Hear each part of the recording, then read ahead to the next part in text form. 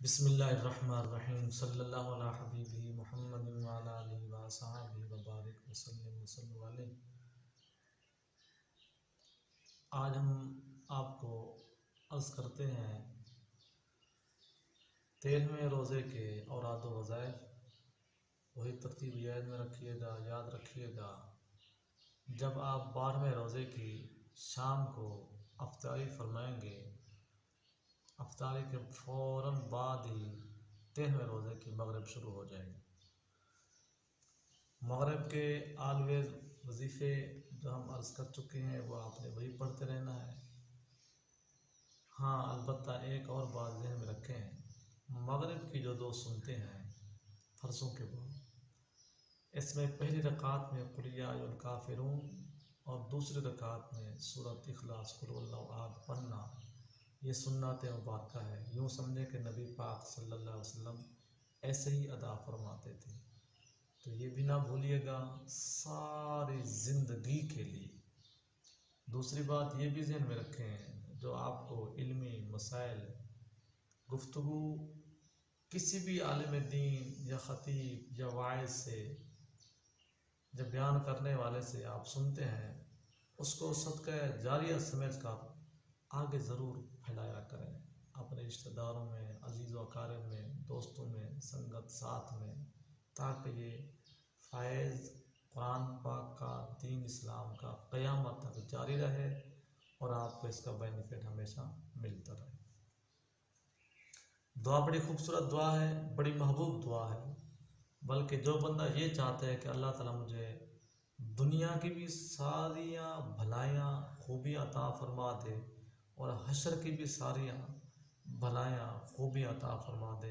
देखें, दुनिया में बंदे की ख्वाहिश होती है कि अल्लाह ताला मुझे इज़्ज़त भी दे, मुझे रिस्क भी दे, औलाद भी दे, और अगर वो कुंवार है तो उसकी ख्वाहिश होगी अल्लाह ताला मुझे बीवी भी दे, अगर बेरोज़गार है तो उसकी ख्वाहिश होगी कि अल्लाह ताला मुझे रोज़गार भी अच्छा अता फरमाए। मतलब जितनी भी उसकी जायज़ ख्वाहिशात हैं, सैकड़ों की तादाद में या हज़ारों की तादाद में, तो वो कहेगा मेरी तो इतनी ख्वाहिश है, मैं एक एक का कैसे नाम लूँ। तो दोस्तों, वो सिर्फ इसी दुआ को बाकायदगी से मांगा करे तो ये सारी ख्वाहिशें, सारी भलाइयाँ इस दुआ में आ जाती हैं। कौन सी भला? रब्बना आतिना फिद दुनिया हसनतम व फिल आखिरति हसनतम व क़िना अज़ाबन्नार। ये नबी पाक सल्लल्लाहु अलैहि वसल्लम की महबूब तरीन दुआ है और आप इसको कसरत से मांगते थे। मतलब जो बंदा जितनी ख्वाहिशें रखता है, अगर वो तमाम ख्वाहिशों को अलग-अलग बयान नहीं कर सकता, इसी दुआ को भी मांग लिया करे तो सारी ख्वाहिशें उसकी इस दुआ में आ जाती हैं। इस दुआ को आपने पढ़ना है 11 दफ़ा, ठीक है जनाब।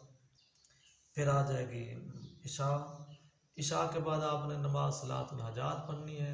सलातुल हाजात शरीफ के मुख्तलिफ तरीके आए हैं, उसमें एक तरीका ये भी है कि पहली रकात में सूरत इखलास आप 40 मरतबा पढ़ें, दूसरी रकात में 30 मरतबा और तीसरी रकात में 20 मरतबा और चौथी रकात में 10 मरतबा।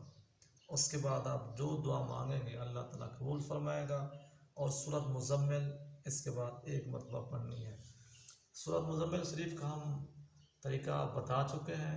ये बहुत ख़ास वजीफ़ा है, ख़ास जो आपको शायद किसी दरवेश की बहुत बड़ी मेहनत खिदमत करने के बाद भी शायद ना मिले, क्योंकि हम तो एक अल्लाह ताला उसके महबूब सल्लल्लाहु अलैहि वसल्लम की मोहब्बत के लिए, औलिया कामिलीन के प्यार की जो है ना खैरात अल्लाह ताला की बारगाह में मांगते हैं, उसी की मोहब्बत में अर्ज़ कर रहे हैं।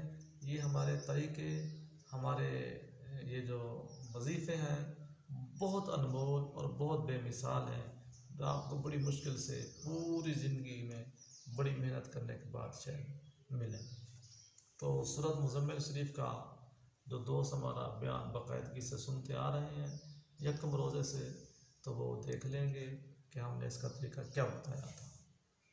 फिर आ जाएगी मगरिब, यानी सारी रात गुजारेंगे, तहज्जुद शरीफ पढ़ेंगे। तहज्जुद के बारे में दोस्तों 2-3 तरीके आए हैं। पहला तरीका तो ये है कि आप कुरान पाक जहाँ से चाहें पढ़ लें और इसकी कोशिश ये करनी है कि 12 की 12 रकातें पूरी पढ़नी है। साफ ज़रा जब बंदा उठता ही इस मकसद के लिए तो मकसद अगर वो पूरा अदा न करे तो फ़ायदा नहीं है।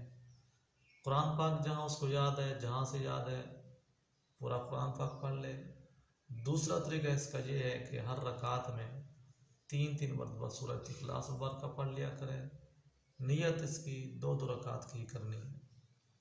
तीसरा तरीका इसका ये है कि जब पहले पहले वो नियत करके 2 रकातें अदा करेगा तो पहली रकात में 12 दफ़ा, दूसरी रकात में 11 दफ़ा, तीसरी रकात में 10, चौथी रकात में 9, यानी इस तरीके से हर रकात में एक एक कम करता आएगा।